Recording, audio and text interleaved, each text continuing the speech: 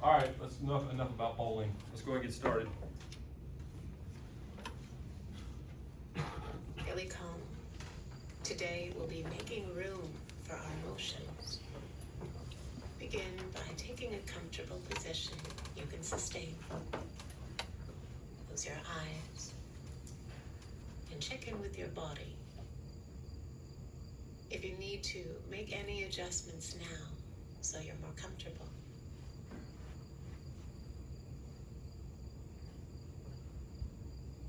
Relax the arms, the neck, and shoulders. And take a moment to establish a focus, a motivation, an intention. And perhaps it's simply to give yourself permission to take this time for yourself. A time to open, a time to listen, a time to restore, a time to stay. And that no matter what comes up, you'll approach everything that arises with openness, curiosity, and acceptance.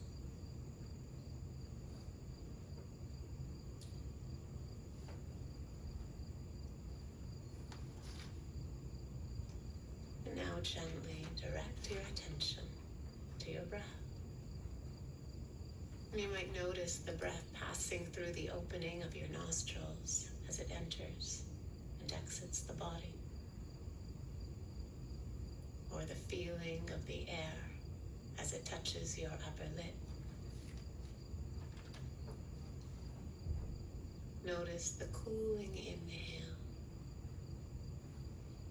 the warmth of your exhale.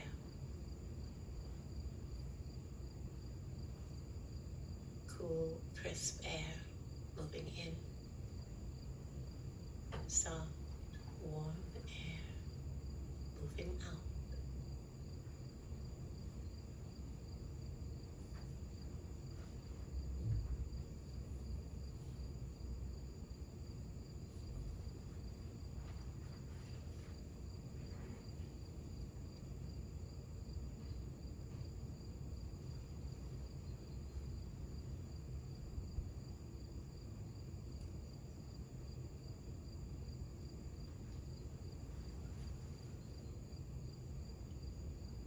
Into thought.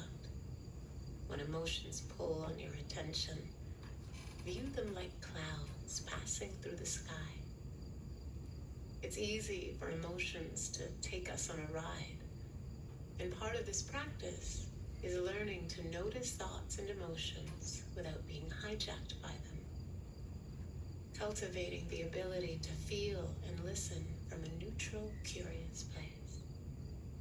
So observe everything that arises from a place of acceptance, the way you'd observe clouds crossing the sky, not making any emotions right or wrong, just watching them come and go without judgment. And whenever you're ready, come back to the breath. Notice the cooling inhale entering your nostrils, and the warmth of each exhale. Today, I'd like to talk about reclaiming our emotions. It can take a lifetime to learn how to handle our emotions.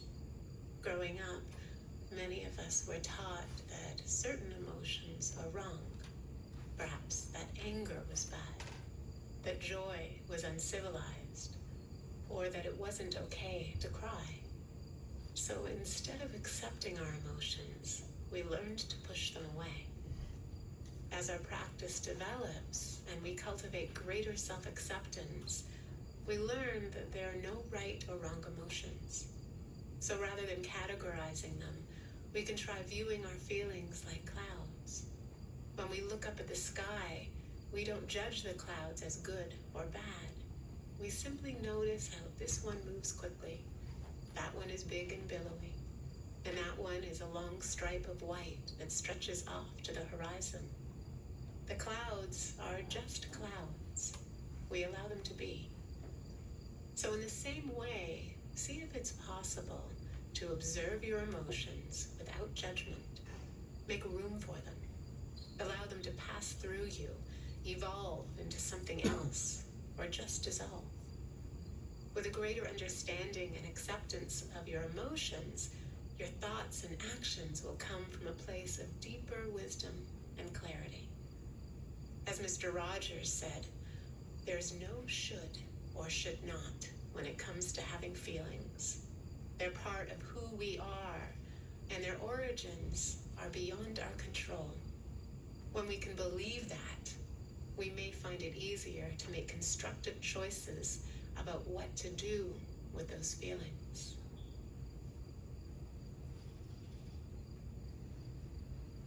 Now come back to the room. Hear the sounds around you. Feel your feet where they touch the ground. And when you're ready, open your eyes. Okay, what'd you guys think? Anything jump out at you? I didn't preface it with there's going to be a quote in that one. Anybody pick up on the quote? Who is it by? Who's it from? Mr. Rogers. Mr. Rogers. What did it sound like though? Who did it sound like? Yoda. Who said what? Yoda. Yoda, nailed it. So here it is. The quote was, there is no should or should not. I mean, if that's not Yoda, I don't know what is. So there is no should or should not when it comes to having feelings. They're part of who we are, and their origins are beyond our control. What did you guys think about the comparison to clouds with emotions? That resonate with any of y'all? I thought it was an interesting word picture to place. Interesting word picture? Okay, because we're talking the volcanoes, we're talking about that later today. The second constraint, that's clearly high emotion, right? Anybody else have anything to share from a little bit longer today? What about the comment about it takes a lifetime to learn our emotions? Would any of you guys say that, hey, as a 20, 21, 22-year-old, you've mastered your emotions? We got this? Okay. Have you guys noticed any change in your ability to control your emotions over the last couple of years since you've been at A&M? Aaron's saying yeah. What changed that? I think just like learning to care less about things that like don't need a lot of like care to begin with. Okay. It's like letting go of like for one thing is like for me being right a lot of the time was something that like I thought had a lot was really important to me, but then Okay. it's like it's not as important. Okay. So just kind of reframing what's important and letting the stuff you can't control go, like the clouds, right, Michaela? I think noticing your triggers is really important, like how you feel after hanging out with people or places or whatever. Okay. Maybe. So noticing them, but what does that cause you to do? Reflect on if it's a positive thing or negative thing. Okay. But does it cause you to change your behavior? Yeah. Okay. So maybe you don't hang out in those situations or hang out with those people? Okay. Anybody else want to share anything there? Cole? But just having more experience, like if you have a similar situation where you're having similar emotions to a past experience, you can call back to that experience Okay. and see if you want to keep going on that route or do a different thing if you learned from a past experience. Yeah, it's that emotional bank account that you guys are going to continue, that we all continue to build as we go through this thing called life. So Tucker, you nailed it with Yoda. So you get a chance to win these hermetically sealed breath mints that I stole from a trade show, or what's in the bag. I'll take what's in the bag. You're lucky I gave away my sardines already. Dang. Clayton, how's your sleeping mask working for you? I haven't used it yet. Then give it to Tucker. Okay. No, I'm kidding. You need a t-shirt, Tucker? Sure. This isn't your size. You, sir, are going to get a flashlight and some earplugs. Yeah. Damn. Yeah, bonus round. Dang.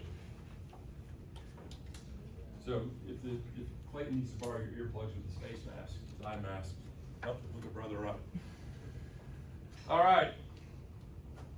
Agenda stays pretty much constant. We're going to do a couple quick announcements.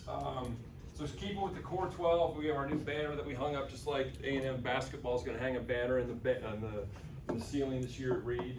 That's the core 12. All my CT should be familiar with it. My non-regs, basically the whole "Are You Ready" series that we've talked about. Are y'all getting the "Are You Ready" emails from Ken Allison? At the beginning of every month. Okay. Basically, the "Are You Ready" and the core 12 speak to those are the traits or the characteristics that employers, and you poll an employer, or what are they looking for in their applicants and their candidates. It's those 12 things. Okay.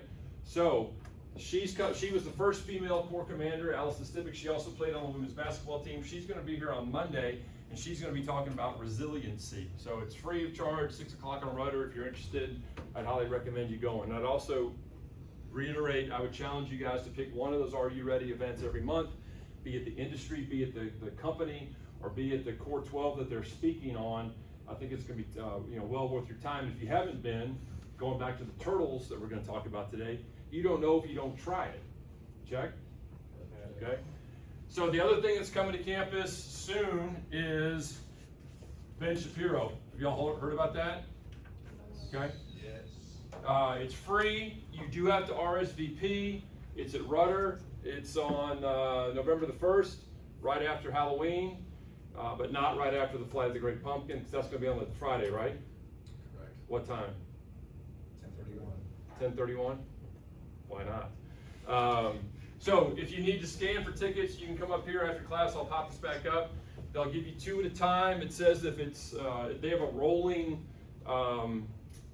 RSVP. So if you log on today and it says, hey, we're not accepting anymore now, go back in again later. They're going to have a staggered enrollment. So I would highly recommend, if I don't care which way you lean, but it's all about diversity and balance, right? So if you lean the other way, you can at least go hear what the other half is saying. If you lean that way, it'll just reconfirm your confirmation bias, and we're all good to go. How are we doing? How are we doing this week? We had a weekend off. Good. We're good. Yeah. Even without the mask. Yeah. Okay. What changed? Not much. It's just a better week. You've just been good all along. Yeah. I learned a new term in the last class. Are any of you guys mid right now? Who's mid? Okay. Yeah, so mid is this, right? I can't wait to get on my LinkedIn with all my buddies, or my group me with all my buddies, and start throwing out mid. Anything else I need to know? You guys got any other new terms for me for my TikTok channel?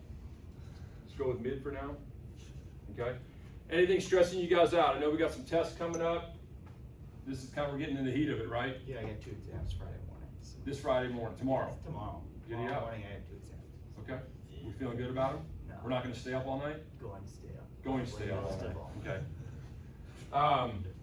How did you guys do on your leadership philosophy? I know you guys are starting to send those in. Just a quick reminder that as far as ILDP, section 1 should all be done by now. Section 3.2, 3.1 we did first, 3-2 was the leadership philosophy. Any of you guys watch that LinkedIn link that I sent you? Okay, a little bit. Okay, what did you pick up from it, Cole? I was surprised. Like I knew leadership philosophy. I was thinking how you lead other people. There was a lot of focus on yourself and how to live a balanced life and just stay purpose to your own leadership philosophy before leading others. Okay. That speaks a little bit to the marshmallow, right? If you're not squared away, if you're not taking care of yourself, how can you be expected to be able to lead others, or even just the leadership by example component of that? So if you didn't watch the LinkedIn Learning, he's got about 6 or 7 leadership philosophies, and he's tied them all to maxims. You guys ever have you used that term, maxim? Okay. I would equate it to kind of like a memory aid. So what he does, and where I think this might be beneficial for y'all as you work on your leadership philosophy and continue to refine it, is if you've got a memory that can trigger a deeper thought about your leadership philosophy. That way, when you're in a stressful situation, like a job interview or a leadership environment where something's going wrong, and or you're developing a worker that's maybe needs a little more help, going back to these maxims, the memory aid, to be like, okay, so the example in the LinkedIn Learning, I talked to you guys about the 7-Up can. the other day, right? And basically that was his leadership of investing that time individually. You know each of your subordinates as a person, to know enough about them. And the 7-Up was this guy's favorite drink, and that level of attention to detail and that level of caring was enough to change the relationship and the performance of that person. Another one was, he's under the tank, sir. And what that was, a colonel came up one time when they were out on an exercise and came up to the driver looking for the lieutenant, and the driver, said, well, he's under the tank, sir. And then, the lieutenant was underneath, and the colonel pulled him out. I was like, what are you doing under the tank? Don't you have troops to do that? And he's like, we had, 48 hours with straight operations. My driver was exhausted. I was giving my driver time to sleep, the person who should have been underneath the tank working on it. But I knew enough about my men. I knew enough about the tank that I could do that myself. So those types of memory aids, those maxims, I think will come in handy when you guys get into a stressful situation, and you're like, it'll also buy you time. Just like when you repeat the question, it gives you time to engage the brain and give them a confident answer. So these were a couple things that came across my phone, actually this morning. 3 out of 5 Americans want more friends. What do you guys, when you hear that, how does that strike you? 60% of the U.S. population wants more friends. You guys agree with that? Do you personally? No? You're good? No more time for friends? I got issued 60 friends, sir. You got issued 60 friends? Probably not all your friends. What do you guys think? What is the inverse of this? What is this also saying? 40% of people don't want more friends. Correct. That's good math. Nicely done, Riley. To consider though is that English is a bit funky in this. My favorite example is like, don't like, and dislike. If you look at it technically, don't like does not necessarily mean dislike. Dislike is against. To not want is different from to want to not. It's just one is you don't have an I think what explicit. he's trying need to more say friends, I is need more maybe friends, the other 40% wouldn't mind more friends, but they're happy with what they have. Okay, but what is it saying about, wow. What do you, Chloe, let's go with you first. Well, I just think that, like, my take on that is that we're also, like, in a very different, like, place in our lives where we have people around us that are all the same ages as us, and it's, like, really easy to make friends, whereas if you go out into the work world and maybe your coworkers suck and then no friends. Okay, let's pull that thread. I'm gonna stitch your thread together with Will's thread. He got issued 60 friends. We're in a target-rich environment. You guys are in a target-rich environment with like-minded people with your same demographics and age group, all that stuff. What happens when you leave this cherished place and go out into the work world, and maybe your first assignment is in Greenville, Texas, and that's not really where you want to be, okay? And you're surrounded by a bunch of old guys like me. So what do you do about that? What can you do about that now while you're here? Make friends that might live at the same place as you. Yeah, start, and this goes to the whole turtle thing, right? Is you've got to get a little bit uncomfortable for that growth that you don't even know exists, okay? So I think I challenged you guys week 1 to make the most of your time here. I know, Chloe, one of your semester stated goals is say yes to more things. So I think, we'll call up the Chloe, we should come up with a better name for that. But come up with a cool name for that, we'll make t-shirts. But say yes to more things, say yes to more people. Because you want to develop that skill set when you're in a safe environment, when you get into that unsafe or unfamiliar environment, where you know you've done this. Oh, I can do this. I had my 60 that were issued to me, but you know what? These other 5 that I went and groomed and harvested and developed, man, those are really those are my 5. Same thing with you. Do you have something, Michaela? Oh, I was just wondering about the statistic because, like, obviously a kindergartner is always going to want more friends, where that lies, like, does this also count 1-year-olds? They don't even know what friends are. Well, are we giving surveys to 1-year-olds? No, but that's a great point. And that's like half of the information. There's a book that's about this thick that one of my buddies has told me I should read, and it's on the list. It's called How to Lie with Statistics. And I think that goes back to what we all talked about with social media and where is the truth these days. And you know, you can, to the like, don't like, dislike, want, don't want, you can distort things however you want it. Global, you know, man-made global warming, all this other nonsense, depending on where you put the sensors in the middle of a downtown next to an HVAC exhaust, hey, the globe's warming. So how to lie with statistics is a really good point. But it also might mean that 60% of Americans are lonely. Would you say that if you want more friends, you can pretty much assume that maybe that person's lonely? Okay, so just something to think about and something to potentially work on. I want 2 more out of you, Will, next week. I want 62. Got it. Here's the other one, and this one we can all use with or without eye masks, Clayton. It talks about doing a body scan in bed. Now this woman clearly didn't get my class on what to do in bed. You're not supposed to sit there like that. But lie down and just, you know, you don't need an app, you don't need technology, you don't need a voice in your head. Just start at the top of your head and do a body scan. And there's certain there's meditations that Calm does that are body scans. She'll lead you from the top of your head to your feet. I usually don't have any patience for those. I'm not going to do it to y'all. But I like this one.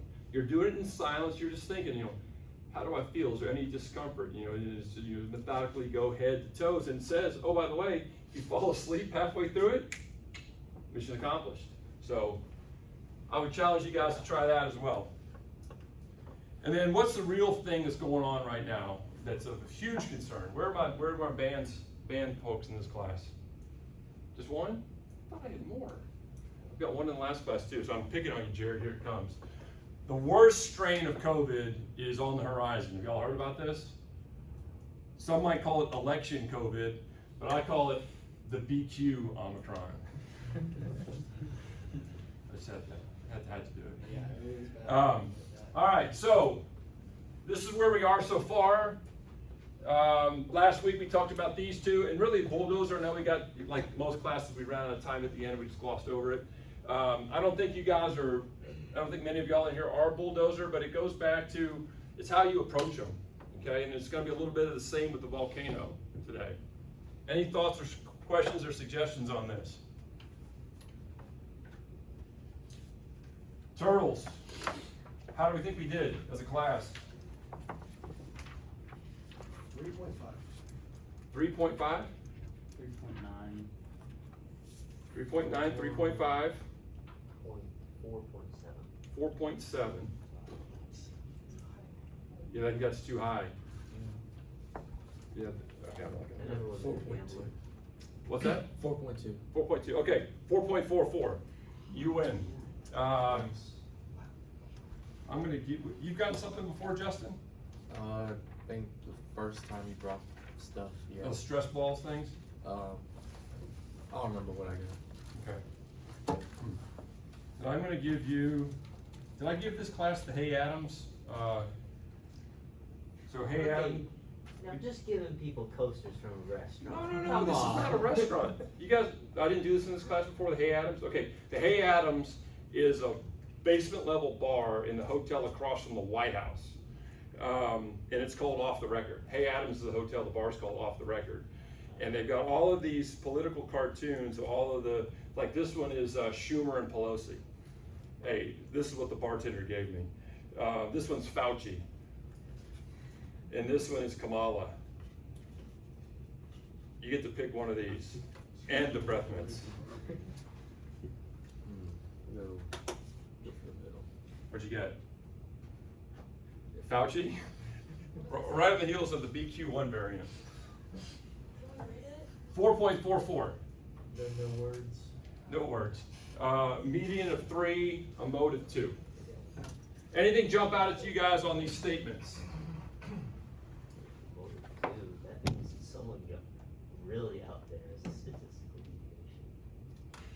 Anything jump out as far as a turtle? How many people in here think they, clearly I don't think, low scores. Did anybody recognize the little bit of turtle they have in them? Okay. How does that appear? Do you know when it's coming? Most of them is like, there's an example where in the book too, where like someone did like their stuff being moved around. Like Yeah. I don't like that. Like I don't like my That's stuff. you? Yeah, I don't like people touch my stuff. Okay. Any other turtle? How does that manifest for you guys, Cole? Mine's with like just new situations or anything that's like just this. Even if it like I kind of know what I'm getting into, there's just always an unknown, and it's always pretty anxious just jumping into something that I'm doing for the first time. Okay, the fear of the unknown. Yeah. But would anybody else, Trevor? I was gonna say, I feel like the second point is kind of with that. It says, I can think of instances in which I was resistant to something that I later found to be a better alternative. And like, the fear of the unknown, well, you don't know if it's gonna be a better alternative, but you never know till you try it. 100%. So, I mean, I think it's pretty fair to say that everybody in here, since they've come to A&M, has done something that was unknown. Fair statement? All of y'all are still alive, okay? And how many of those instances, just think back really fast, some of them probably stunk. Yeah, I tried it, didn't work, not gonna do it. But I would probably say that more than half of them, probably pretty positive outcome. Fair to say, Trevor? Yeah. Chloe? Yeah.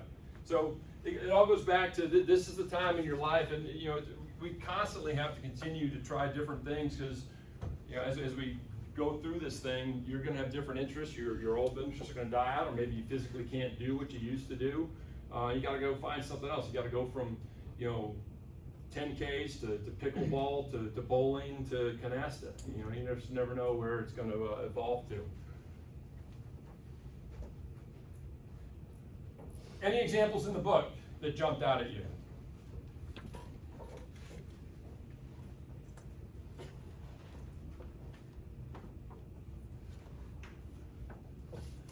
You guys weren't turtles, so you just didn't read this chapter? What do you got, It Jared? didn't really stick out too much, but I mean the first example where like she moved over to the other country and then like didn't experience that other country. Like I'm a big traveler, I love traveling, so like that's the absolute worst thing you can do in like another culture is to like just stay at home and not experience it and not go out. So he didn't really provide a way that like Valerie actually like overcame it. He just said that happened and then kind of moved on. But yeah, like. And how does that, how does that apply itself here in the U.S.? I mean, yeah, going to Europe and exploring and expanding your horizon, but all of us, the chances are most of us are going to go to new cities here in the U.S. Well, how does that look like getting out of your comfort zone? What do you got, Will? My dad always had a policy when we travel somewhere to eat somewhere other than the hotel for breakfast. Okay. Just go out and like try the foods. Okay, you're going where I was headed, but okay, we're not going to eat at the Holiday Inn. We're not going to get the free waffle. By God, we're going to the IHOP. So like a more like mom and pop kind of. There it is. Yeah. Okay. So I mean, with the technology you guys have these days, there's no reason not to Yelp it or Open Table it and go find something different. Because I was in Philadelphia one time downtown. And there's this, and I asked this security guy, I go, hey man, I'm new to town, never been here. I want to find a good local restaurant, get some good Philadelphia food. Where should I go? And he goes, there's a TGIF over there, and then there's a Chili's right here. And I was like, okay, wrong guy. But we went to Napa Flats last night, and there was a guy there from Little Rock. And I go, man, good on you for trying something different. He just, his girlfriend had been here. She's like, go try something local. So that's one easy. So for my turtles, that's an easy way to get out of your comfort zone. Next time you go someplace different, or you're here in College Station where you're going out for your Friday night meal with your buddies, instead of just beating a well-worn path to the chicken oil company, moment of silence, go someplace else. Check. What about Doug? And I think Doug's story should relate to all of you guys. What was Doug's situation? What do you got, Clayton? So he originally wanted to be a school teacher, and that's like the life his wife kind of wanted, but couldn't get a job back where he was from, so took a risk on a sales job. Turned out he was really good and he really enjoyed it, and he kept getting promotions, and eventually his wife kept kind of resenting him and resisting a little bit because that wasn't the life she envisioned, and that's not the life she wanted to live. And so he got the opportunity to go work for another company that involved international travel, and that was like, he asked his wife, like, aren't you happy for me? Like, I'm succeeding, I'm really enjoying my life right now. And she's he's like, no, I thought you were just gonna be a school teacher. Man, well done. Do you need an eye mask? Yeah. You, my friend, just earned an eye mask. Now it's gonna be dueling Claytons to see who wears it first and reports back on the incredible sleep they're getting. So yeah, how many of you guys, engineers, I know most of these engineers in this class, construction science, we got one ID guy who's going into sales. You ID? What are you? Mason? I'm at leadership. Okay. Yeah. But you're a sales guy. Yes. I don't, I never wanted to go into sales, and then I did, and then I can't believe I would ever do anything else. So the message here with Doug is you got to be open, okay? Because some of you guys are going to get into that first job that your career fair or your degree prepared you for, and you might just be horribly miserable in that. You might be, a lot of you guys are outdoor folks. And a lot of these engineers, my son didn't want to go be civil engineering because he was worried he's going to get behind a computer in a cubicle all day, and he kind of is. But you just got to be open to things. You never know what you're good at, or once you get out into it, what's going to speak to you. And I think Doug's a perfect example of that. What was the quote on page 130? Life isn't what you think it's going to be. Life is what it becomes. Okay? Part of it stems from the choices we make. What about, you guys have all heard of Fosbury, right? And you guys know you haven't heard of Fosbury? I hadn't before. Okay. The straddle technique, and you guys, I had to Google what that was.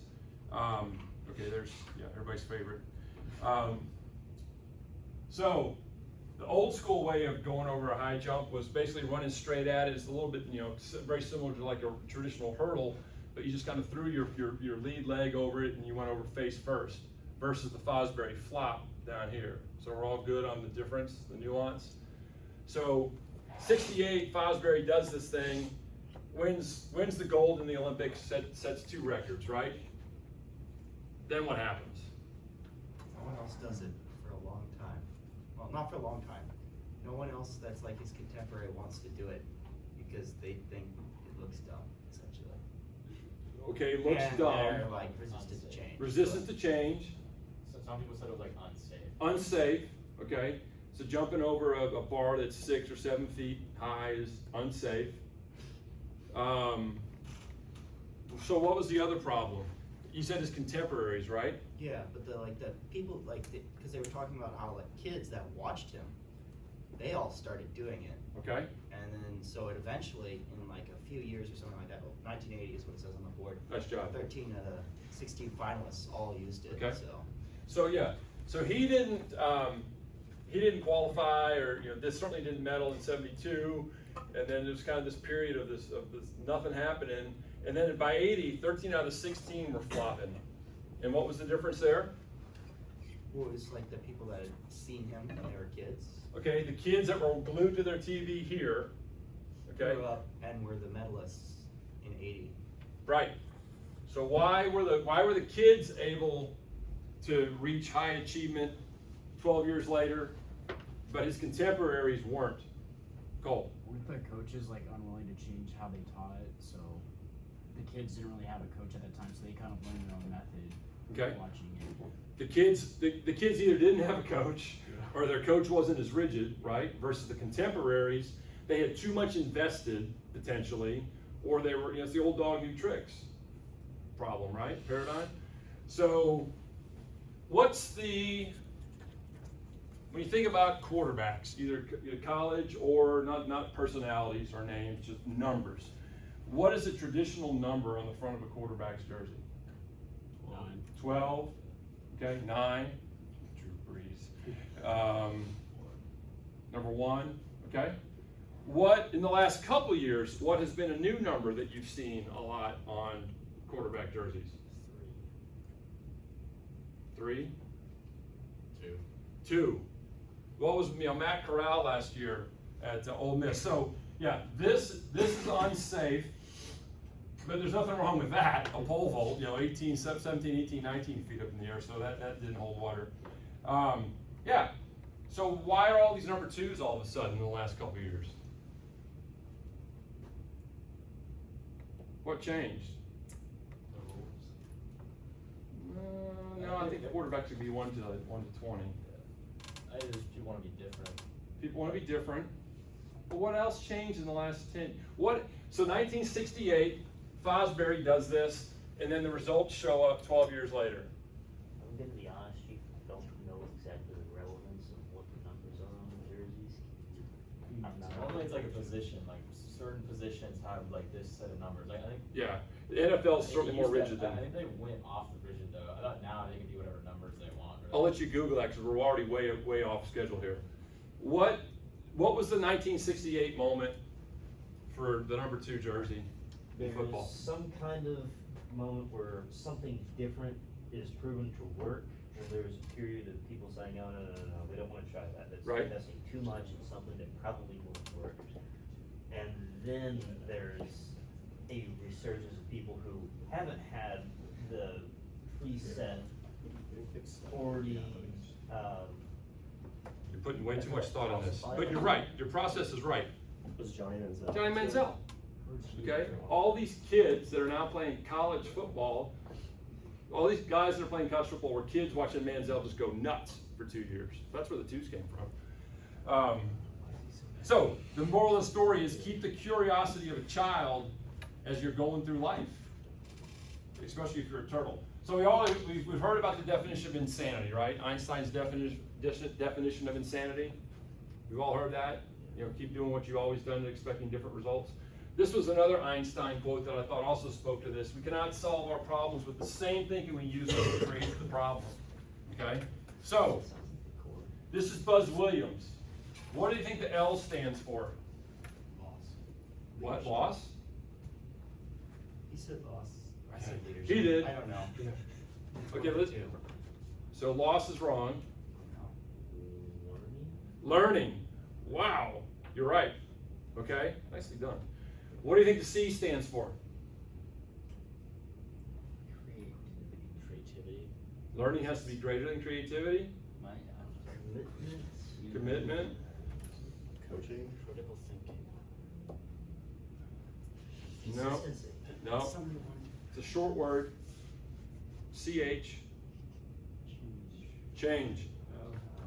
What do you think the rate of change is in y'all's world right now? Is it mid? Or is it higher than that? It's higher. Okay? What do you think is going to happen with that rate of change in the world that you guys are going to grow up in and live in? Is it going to stay the same? Slow down when you hit your 95. Slow down when you hit 95? No, I know you said 95. I know. It will slow down when you hit 95. In the whole world, it's probably just going to keep accelerating. I would agree with that. And I think social media and everything else that we have, everything that's coming at you, the change is it's not going to slow down, okay? Because I think when the 9 to 5 hits, you're going to have different change. You're going to have additional change lumped on you. So the comment is, your level of learning has to be greater than the rate of change. Does that make sense? So for those of you guys who are in the core, even for my non-regs, what is going on at A&M right now that can give you the ability to influence some change to the positive? I know my core guys complain all the time, it's no longer a student-led organization, the CTOs have too much involvement, blah, blah, blah, blah, blah, blah, blah. If you really want to make a change, regardless of how many rockers or stars or diamonds you're wearing on your collar, what has changed that's going to give you the opportunity to make a difference? New commandant. Your commandant. 100%. Don't just sit there and complain about how it's been. And even for my non-regs, we got a brand new president. Okay, things are changing at A&M.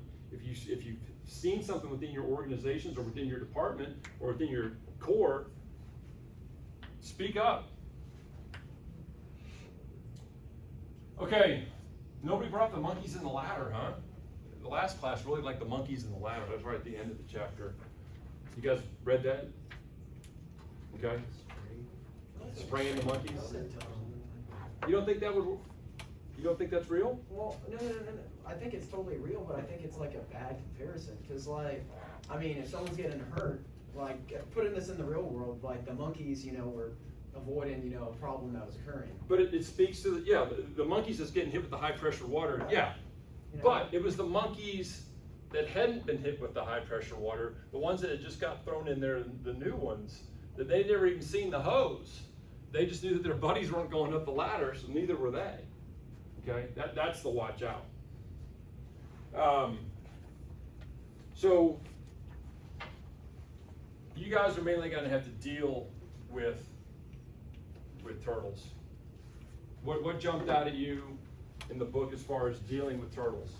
Or even for those of you guys that have a little bit of turtle in you, what has proven to work?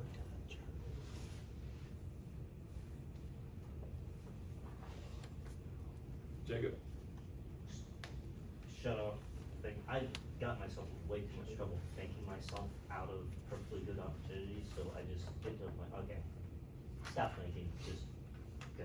Okay, quit analysis Yes. paralysis. Absolutely. Okay, and any other turtles agree with that? You can outthink yourself, or Flip talks about it. That opportunity he had, I think it was in chapter 15, or chapter 21, to have this assignment of a lifetime, but he turned it down and he started rationalizing all the reasons why he couldn't do it. So that was analysis and the story. He talks about the stories we tell ourselves. I think that's related to the analysis problem. If you're dealing with the turtle, I think this is really critical. It's how you approach these turtles and how you approach the volcanoes that's going to set you up for success or doom you for failure. You got to go in slow with both of those people for two different reasons. Would you guys agree with that? Okay. Anything else on turtles from y'all? Volcanoes, aggressive and angry. Are those the same?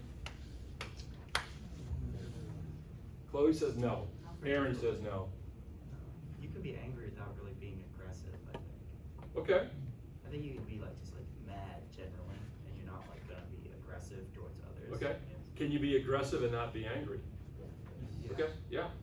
Is aggressive without being angry pretty good? Clayton says no. Depends on the type of aggression. Okay.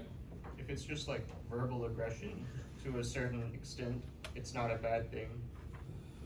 But if you're a physical aggressor, then you have a problem. Well, verbal aggression too could be pretty nasty too. I think we're talking about like aggressive attacking problems is a good way to be aggressive. Exactly.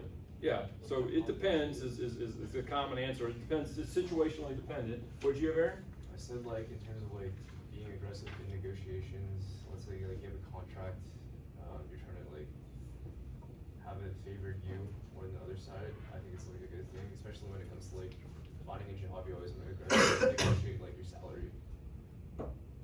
It's the whole mentality of is it win at all costs? Is it a win-win? Is it a sustainable win? Is it winning the battle but losing the war type thing? Yeah, I just juiced my first salary offer another 10 grand, but then when you get into that office and maybe the words got out and they're like, well, who does this guy think he is? I've been here for 2 years. He's making the same as me. So it's all situationally dependent.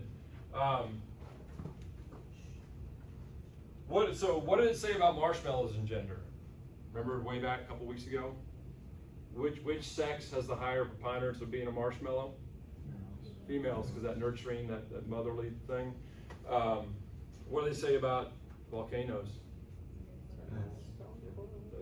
We both suffer from that, right? You guys have all heard the whole two wolves story, right? Which one are you going to feed?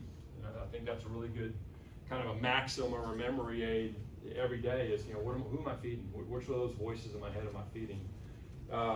So aggressive versus angry. See, it's all coming back together here. Is that aggressive or angry? Angry. I'd say angry. Versus that, I would say, I would define that as aggressive. Okay? So, two different things. And maybe it's just the uniform he was wearing, right? Maybe that was the difference maker. I'd be angry too if I got drafted to the Browns. Good point. I'm not that angry though, because now I'm in the NFL. Okay. 5 minutes left. So our scores on this were 4.44. So we're borderline. Got some. Anybody in here admits they're a volcano? Jared, you got a little volcano in you? Okay. Physical or verbal aggressiveness? No. No, just to like stress All the, out, yeah. okay. Just like, what, just stressing out? Letting everything build up and Okay. then like explode. Okay. It building up. So the book talks about that, right? Keeping it in, but as soon as, man, when that eruption happens, watch out, like Vesuvius. Anybody else self-admitted volcano? Okay, Yeah. Tucker? Yeah, and I'd say generally, like, if one of my buddies says something pretty, like, retarded, I'll, like, jump on them. Like, I don't know. It's definitely something to work on, but Okay. this guy says some pretty dumbass stuff. So he deserves it. Kinda. Okay, yeah. So, this is what you might need to work on, Jared and Tucker, okay? Create, for your buddy, your dumbass buddy, try to find a win-win with him, right? Maybe not everything he says is totally retarded. Yeah. Maybe there's some gems in there, so I would challenge you to slow down a little bit and seek out the gems. But I think this is the biggest thing right here is, as a volcano, would you all agree, it's you want to get that last word. Regardless of how the conversation, however that negotiation went, by God, as long as I can get that last word, I feel great about it. Okay, and I would challenge you guys to be really cognizant of that. So if you're dealing from all my non-volcanoes, once again, it goes back to how you approach them, right? Don't go in too hot, don't go in guns blazing. Respect them for the benefits of what the aggression can do. It can create, momentum. It can get you off a high center. It can get the group moving in the right direction. But just go in a little bit observant and cautious. Anything else you guys want to share about volcanoes? Good to go? Chapter 15, have you guys started, so all you guys have your scores back, your top 10. Have you started cobbling together? You have a pretty good idea where you're going to go with that, what your top 2 are, okay? I thought this was an exceptional chapter on how to methodically go about doing it, okay? Anything jump out at y'all where you were reading that chapter as you were starting to piece together your traction plan? Riley, what do you got? You were nodding your head and making eye contact, the 2 cardinal sins of a student. I got nothing right now. Okay. Absolutely. Well, you got a couple of weeks to do it. Okay. But the one thing that might get lost, did any of you guys look at the strengths that were listed there on that one page? I know you guys all did your Gallup, your Strengths Finder. Flip wants you to look at that list of strengths as just a kind of a starter to get your brain thinking, but just brainstorm, what would you say your strengths are? And just write those down. And then he challenges you to find somebody, ideally that knows you pretty well, that you've got maybe at least a weekly encounter with. Just ask them, take a picture of that page, text it to them and say, hey, if you don't mind, what would you say my strengths are? Okay? Instead of doing a self-assessment, now you got an independent third party to kind of tell you what they see in you. Okay? Because once again, that voice in our head might be totally different from the outward impression that we're making. And then he challenged you to be specific and use your own language. Okay? So if you pick, based on your quizzes, what your 2 constraints are, don't necessarily rush back to those chapters to recalibrate yourself on what the definition is or what the steps are. In your own words, define what a marshmallow is. Define what a volcano is, specifically as it relates to you and your behaviors. And then on the traction plan, same thing. List out what you want to change about yourself. And then you can go back to the chapter to kind of confirm, make sure you're on the right track. Comments, thoughts, suggestions? All good? Okay, so next week we're down to one last constraint, quick draw. Read chapter 21 because it goes hand in hand with picking that accountability partner as it speaks to your traction plan and overcoming your personal constraints. The ILDP, you guys have basically completed section 1, you've completed section 3. I would challenge you to continually refine your leadership philosophy. Section 2, there's 3 sections, 2-1, 2-2, and 2-3. You do not have to do all 3 of those. Pick whichever one of those sections resonates the most with you or that you feel that you will personally get the best growth and development out of, and do that one. If you want to do all 3, that's on you. I'm only looking for one of them. Check? Okay. Any questions? I appreciate y'all's time, and we will see you next week.